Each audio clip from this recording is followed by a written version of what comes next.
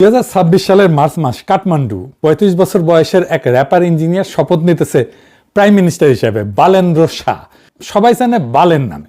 তার দল রাষ্ট্রীয় স্বতন্ত্র পার্টির বয়স মাত্র 4 বছর। 275টা আসনে পার্লামেন্টে 182টা আসন পাইছে। ভূমিধ্বস বিজয়।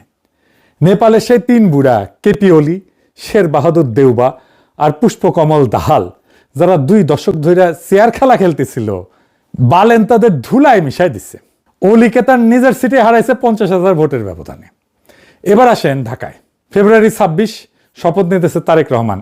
এই লোক দেশে ছিল না 17 বছর। বর্ষা বিপ্লবের সাথে যার কোনো সম্পর্ক নাই, জুলাই অভ্যুত্থানে যার পা কখনো রাস্তায় পড়ে নাই, সে এখন বাংলাদেশের প্রাইম মিনিস্টার। আর জুলাই অভ্যুত্থানের সন্তান এনসিপি 30টা আসনে লড়াই করছে, জিতছে মাত্র 6টায়। এটা একটা ঐতিহাসিক ট্র্যাজেডি। 2 দেশেই ছাত্ররা সরকার ফেলছিল, 2 দেশেই ছিল দুর্নীতি, বেকারত্ব, স্বৈরশাসন, জনতার ক্ষোভ। 2 দেশেই রক্ত দিচ্ছে তরুণরা। কিন্তু একটা দেশে তরুণরা রাষ্ট্র ক্ষমতা নিছে, আর একটা পুরাতন বন্দোবস্ত ফেরত আসছে পিছনের দরজা দিয়ে। আরো বেপরোয়া, আরো বর্বর হইয়া। কেন? আশ্চর্যের কথা হইলো এই প্রশ্নটার উত্তর কেউ দেয় নাই।